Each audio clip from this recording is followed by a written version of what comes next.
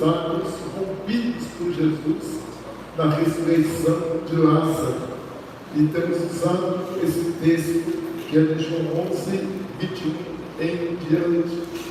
E diz assim o texto da palavra de Deus: disse, pois, Marta a Jesus: Senhor, se tu estivesses aqui, meu irmão não teria morrido. Mas também agora sei que tudo quanto pedires a Deus, Deus te concederá. Disse-lhe Jesus: teu irmão há de ressuscitar. Disse-lhe Marta: eu sei que há de ressuscitar na ressurreição do último dia. Disse-lhe Jesus: eu sou a ressurreição e a vida. Quem crê em mim, ainda que esteja morto, viverá. E todo aquele que vive e crê em mim, nunca morrerá. Crês tu nisso? Irmãos, estamos no ponto em que Jesus enfrentou a incredulidade. E falamos na última ministração que quando nos mantemos na incredulidade, na dúvida, nos rebelamos contra a palavra de Deus. Vimos o versículo 16 de Hebreus capítulo 3, que diz assim: quem foram os que ouviram e se rebelaram? Não foram todos os que Moisés tirou do Egito? A rebelião daquela geração lá do deserto fez com que todos morressem.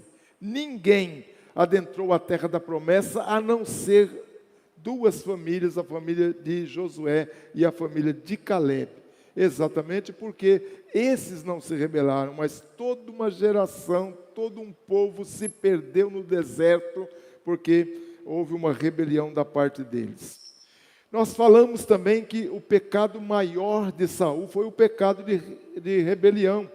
E por Saul ter se rebelado contra o Senhor, ter se rebelado contra Samuel, que naquele tempo era o profeta de Deus, Deus tirou o reino de Saul. E ali tem um texto impressionante, quando Samuel fala: a rebelião ou a rebeldia é como o pecado de feitiçaria, e a arrogância como a idolatria.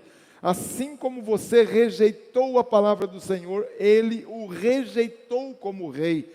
Ou seja, Deus não pode compactuar com pessoas que mantêm atitudes de rebelião, atitudes desobedientes, de rebeldia. Por quê? Porque isso é princípio da palavra de Deus.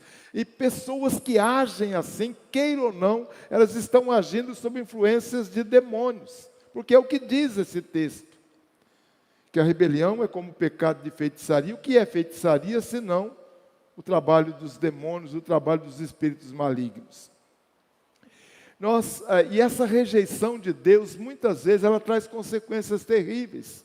Nós falamos que Caim, ao ser rejeitado pelo Senhor, ele entrou num círculo vicioso e acabou matando o seu irmão.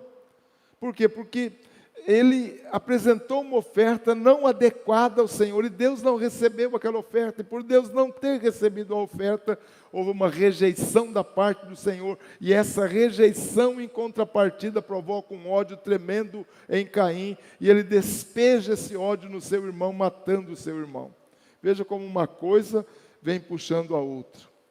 Porém, se nós mencionamos que a rebelião ela pode trazer consequências, a obediência, por outro lado, agrada a Deus. Deus tem prazer quando Ele olha para um homem obediente, para uma mulher obediente, para um filho obediente, para uma pessoa que está disposta a obedecer a sua palavra. Isso agrada. E há algo interessante, nós citamos esse texto de Isaías 1,19, quando o profeta diz: se vocês estiverem dispostos a obedecer, vocês comerão os melhores frutos da terra.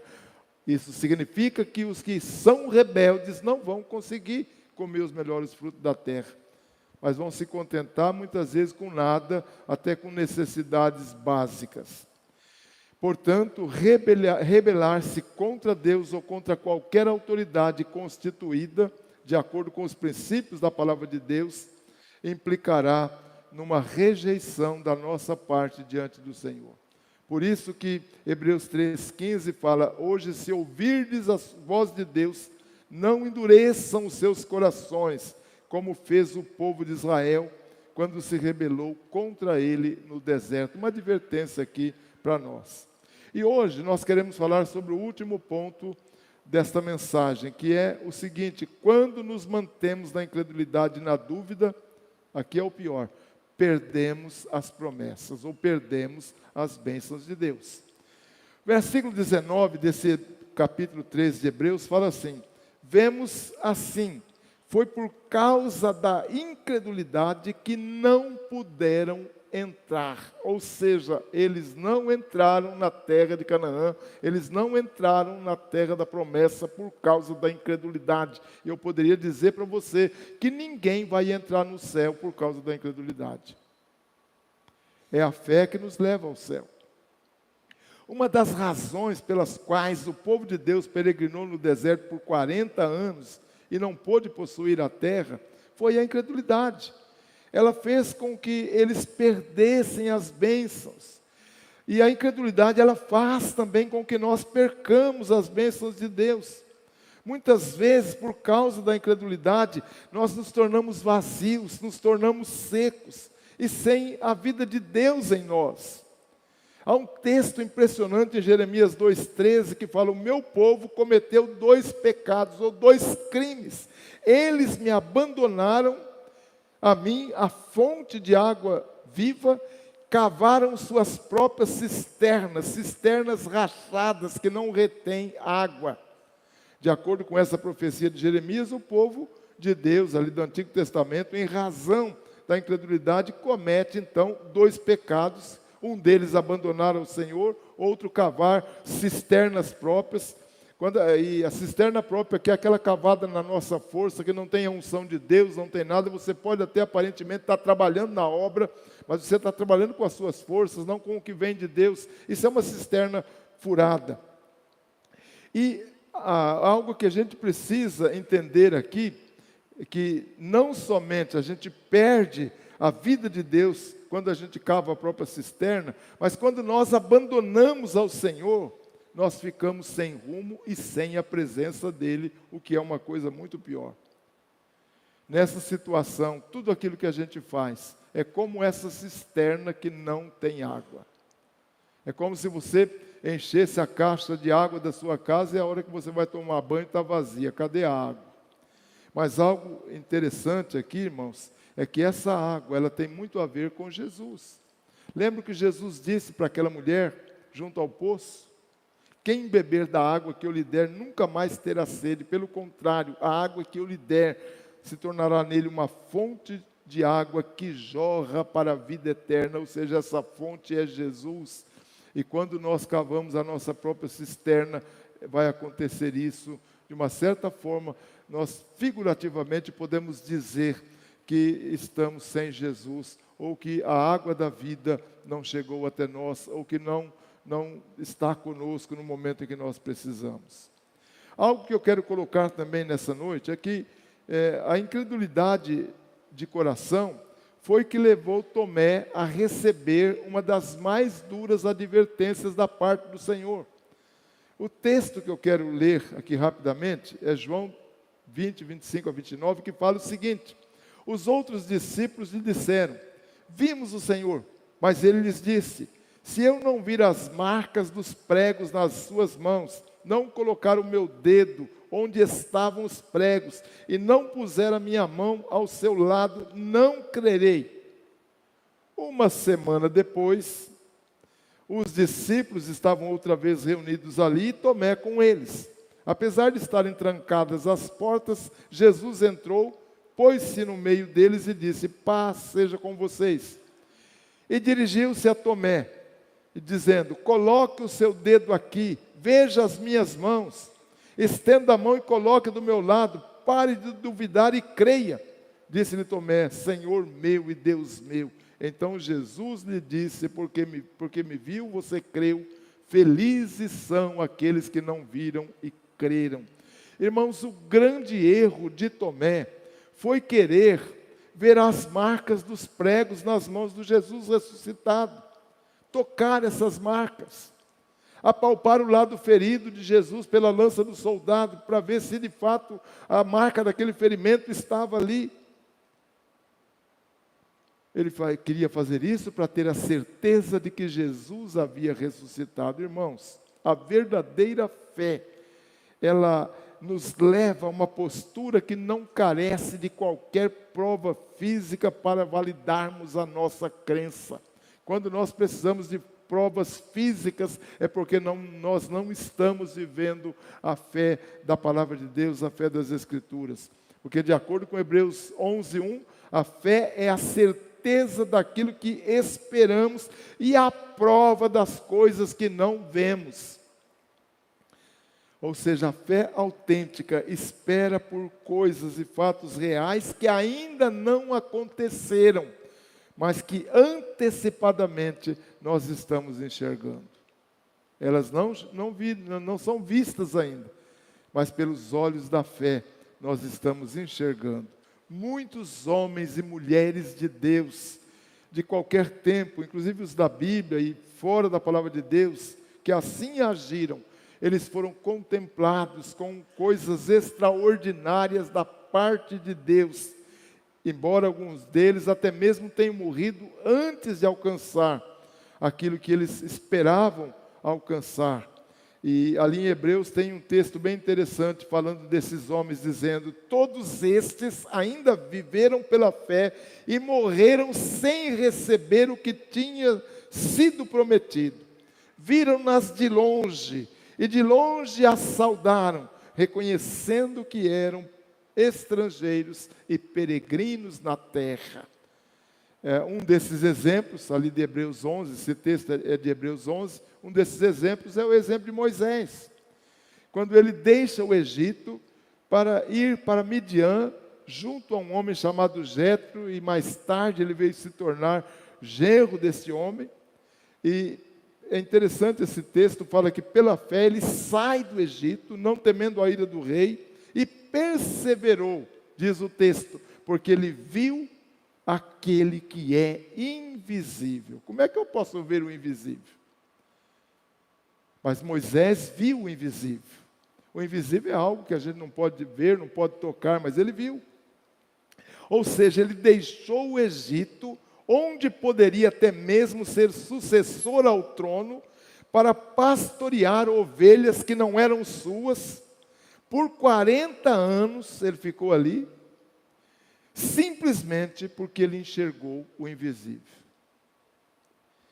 Podemos dizer que Moisés foi impactado através de uma experiência com aquele que é invisível. Em resumo, esse patriarca precisou não precisou ver Deus para nele crer e obedecê-lo. Os ensinos da sua mãe, eu creio que foram suficientes. Todos nós que somos crentes mais antigos um pouquinho, sabemos que Moisés, embora tenha crescido no Egito, tenha sido criado por uma filha de Faraó, mas a sua mãe foi a sua ama de leite, e essa mulher ficou com ele durante os primeiros anos da sua vida, e o que ela ensinou foi suficiente para que mais tarde ele viesse a crer no invisível ou no Deus invisível. Outro ponto que eu ainda quero destacar nessa noite é que quem já experimentou a bondade e a graça de Deus e recusou essa bondade e graça de Deus por causa da incredulidade, vai ter uma grande decepção. É interessante quando o texto diz: não entrará na terra de descanso. Por que não entrou? Por causa da incredulidade. Isso também acontece conosco, se nós não tivermos cuidado. De acordo com Paulo, quando ele escreve a sua primeira carta aos Coríntios, ele fala desse povo lá do Antigo Testamento, usando como sinais ou como figuras para a gente. Ele diz que aquele povo, além da incredulidade, eles cometeram outros pecados que os impediram de possuir a terra, como cobiça, idolatria, imoralidade, colocar o Senhor à prova, queixume, que é uma coisa muito comum no meio dos crentes. É o murmurador, é aquele que fica falando pelos cantos, quando deveria falar de verdade. E, de acordo com o escrito de Paulo aqui, 3 desses pecados foram muito graves e provocaram a morte de muitas pessoas por causa desses pecados. O texto está ali em 1 Coríntios 10, e Paulo diz assim: vocês não podem ser idólatras como alguns deles foram, conforme está escrito. O povo se assentou para comer e beber, levantou-se para se entregar à farra. Aí ele fala assim: não pratiquemos a imoralidade como alguns deles fizeram. Presta atenção agora, a imoralidade. E num só dia morreram 23.000 pessoas por causa da imoralidade. Não devemos pôr o Senhor à prova como alguns deles fizeram e foram mortos por serpentes. Muitas vidas foram perdidas pelas picadas de serpentes. Aí fala assim: não se queixem os murmuradores, como alguns deles se queixaram e foram mortos pelo anjo destruidor. Aí veja como Paulo conclui esse parágrafo da sua carta aos Coríntios. Ele diz assim: estas coisas aconteceram a eles como exemplo e foram escritas como advertência para nós, sobre quem tem chegado o final dos tempos. Ou seja, Paulo coloca o assunto aqui de uma forma exortativa, algo que nós não podemos fazer de maneira semelhante, porque se nós fizermos isso de maneira semelhante, nós vamos receber as mesmas consequências que eles tiveram por assim viverem. Quando o autor de Hebreus, já estou quase indo para a conclusão da nossa palavra dessa noite, quando o autor de Hebreus, ele mencionou o versículo 12, falando sobre o coração, o perverso coração de incredulidade, é a frase que ele usa ali, ele nos fez ver que ao sermos incrédulos na palavra de Deus, nos distanciamos de Deus, voltamos para trás e acabamos por nos tornar piores do que antes de conhecermos a graça de Deus. Essa postura, ela já falamos alguns dias atrás, ela é detalhada por Pedro na sua carta, quando ele fala: se tendo escapado das contaminações do mundo, por meio do conhecimento de nosso Senhor e Salvador Jesus Cristo, e encontram-se novamente nelas enredados e por ela dominados, estão em pior estado do que no princípio. Ali ele usa inclusive a figura da porca lavada que voltou à lama, do cachorro que voltou ao próprio vômito, para mostrar desse crente que recuou, desse crente que se apostatou, desse crente que conheceu a palavra de Deus e voltou para trás. E o escritor da carta aos Hebreus, ele fala algo interessante. Ele diz assim: o meu justo viverá pela fé. Se ele retroceder, não me agradarei dele. Nós, porém, não somos dos que retrocedem e são destruídos, mas dos que creem e são salvos. Ou seja, na linguagem do escritor aqui aos Hebreus, ao nos afastarmos de Deus, ele é taxativo, ele diz: somos destruídos. Destruídos moralmente, mentalmente e muitas vezes até fisicamente. Perdemos a posse da herança, que é o pior, pela qual poderíamos continuar caminhando com Cristo em nossa jornada a Canaã celestial. Portanto, quando mantemos uma posição de recuo na fé, sem uma conversão genuína, sem uma volta ao arrependimento, nós estamos entrando num estágio altamente agravante e preocupante. Por isso que ele fala: estão em pior estado do que no princípio. E quando persistimos numa posição assim, nós iremos chegar a um caminho sem volta. Estou falando porque muita gente brinca com as coisas de Deus e não é por aí. Há um texto em Hebreus que até alguns teólogos defendem aqui a perda de salvação. Eu não acredito que o crente perca a salvação. Para mim a salvação é eterna, porque Deus é eterno. Há somente um novo nascimento, há somente uma conversão. Mas esse texto aqui, ele fala do crente que se apostatou, daquela pessoa que até conheceu a palavra de Deus, provou algumas coisas e depois voltou atrás. Veja o que diz esse texto.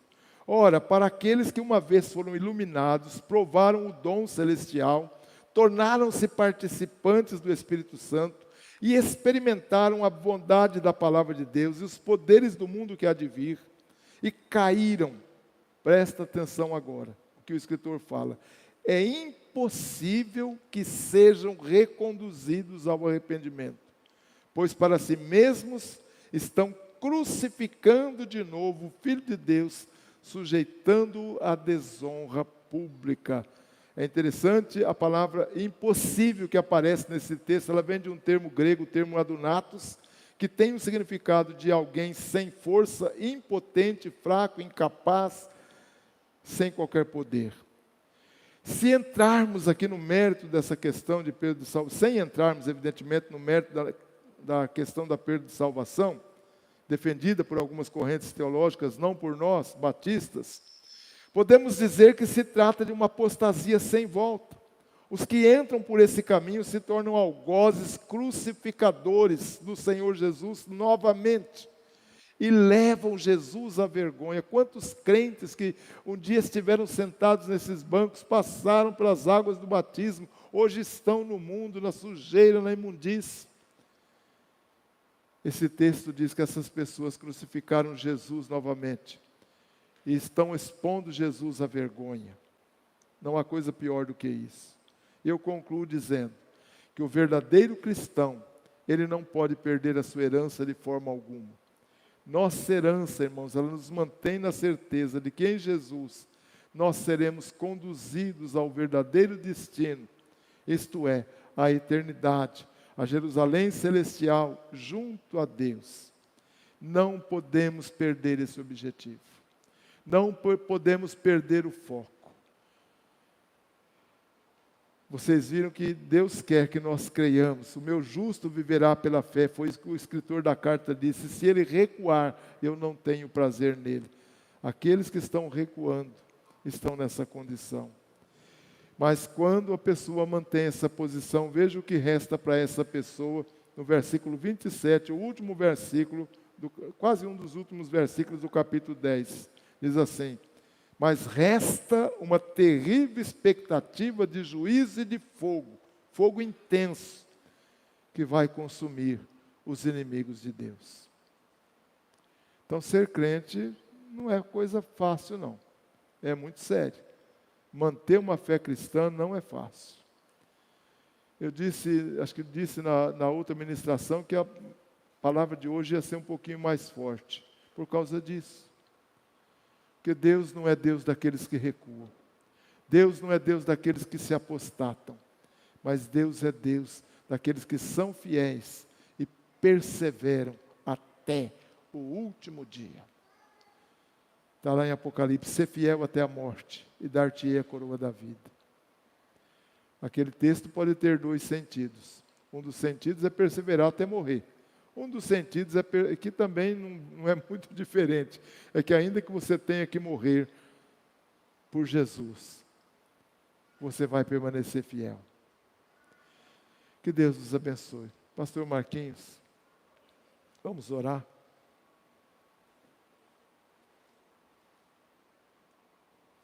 Vamos nos colocar de pé neste momento para orarmos. Depois nós teremos um momento da oferta de missões hoje, né? Mas antes vamos orar. Fecha os teus olhos, abaixa a sua cabeça. Eleva o teu pensamento ao Senhor. De repente o inimigo pode estar atuando na sua vida de uma forma a tentar te levar para fora da presença da casa de Deus, te levar para o mundo novamente. Mas o Senhor nesta noite está com seus braços abertos, prontos para te abraçar e te restaurar, se você assim desejar. Pai Santo, Pai amado, nós, pela Tua graça e Tua misericórdia, nos achegamos à Tua presença neste momento, em oração. Nós ouvimos a Tua palavra neste instante, Pai querido.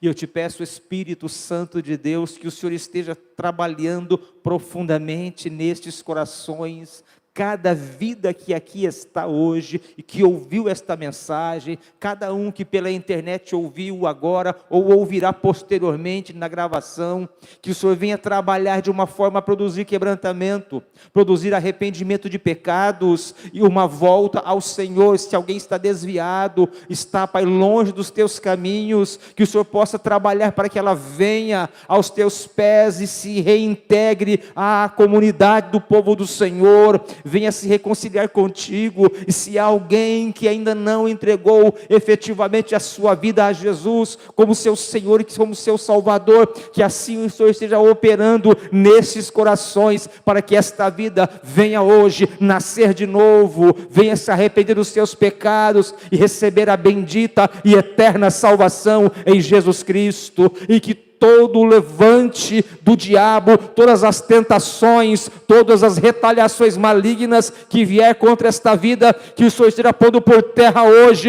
neste momento, Senhor, na autoridade do nome de Jesus. Que cada mente, cada coração estejam, Pai amado, diante de Ti abertos, para ouvir a Tua voz e rejeitar tudo aquilo que o mundo, o diabo tem oferecido através das muitas coisas, as muitas ideologias, as muitas filosofias, os muitos pensamentos, os muitos costumes que o mundo pode trazer. Nós assim oramos e pedimos a Tua bênção sobre o Teu povo nesta noite, em nome de Jesus. Amém. Graças a Deus. Vamos ter...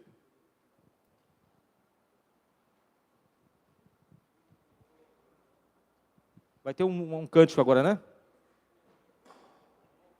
Um louvor agora. E durante o louvor, os irmãos podem estar trazendo a sua oferta missionária aqui nesse gasofilaço aqui do centro.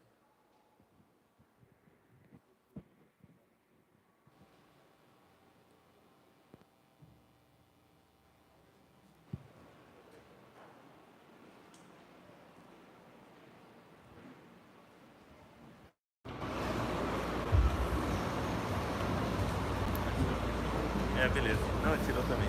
Pega só o seu pé. Aí, a hora que o pastor voltar para a hora da mesa, joga, pegar. Você quer que dê? Não, agora no cântico não. Deixa sem. Agora no cântico deixa. Quando ele está acabando, já. Vamos esperar um pouquinho. Agora que o pastor pegar a palavra.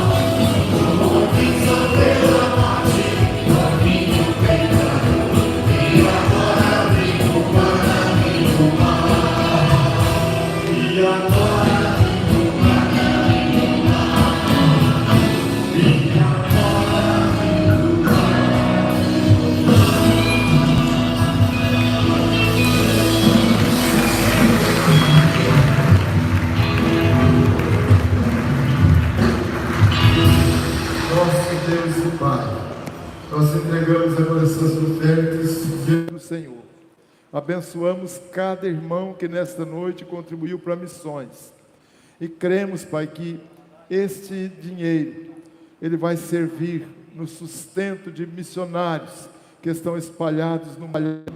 e pedimos que o Senhor esteja abençoando cada um deles. Trabalhos difíceis, Muitas vezes deixando aqui as famílias, igreja, o país, indo para uma terra estranha, diferente, mas lá estão pregando a Tua palavra.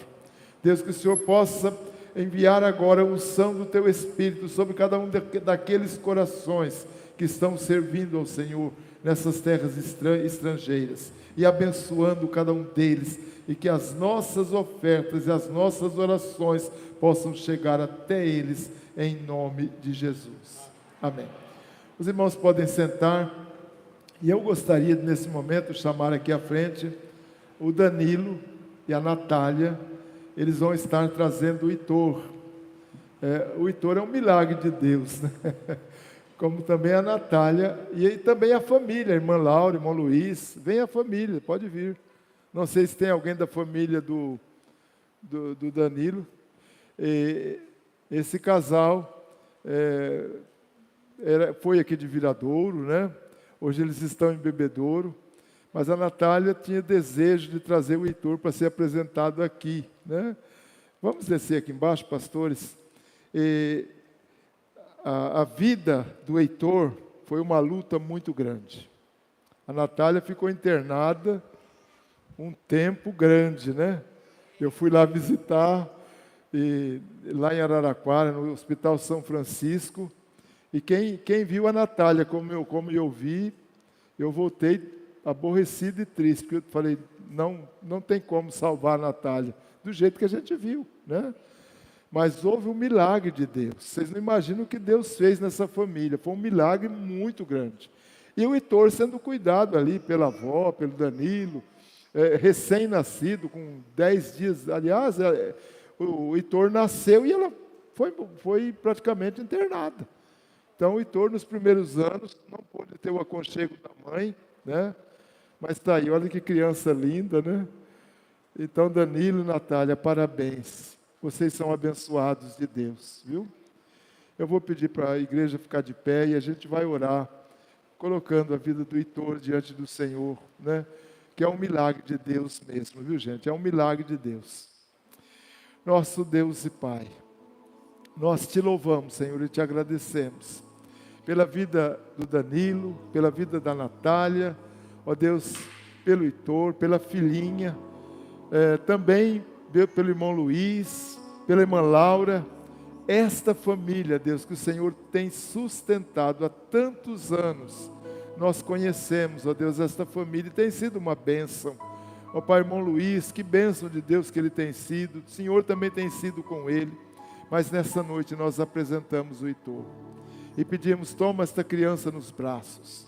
Deus, só o Senhor é o Deus que pode nos segurar, é o Deus que pode, Pai, nos vocacionar, é o Deus que pode, Pai, nos abençoar na nossa existência terrena.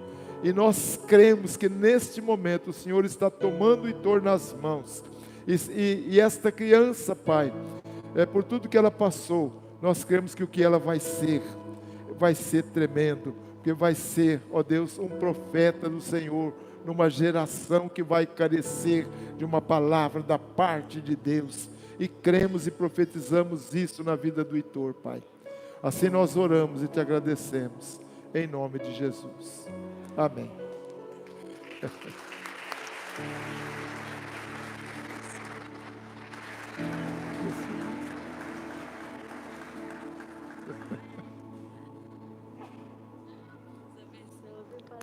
Bem, Danilo, Deus te abençoe, querido, viu? Muito bom. Vou apresentar teu filho, viu? Tá? Irmãos, que a graça e a paz do Senhor Jesus permaneça com vocês. Amém?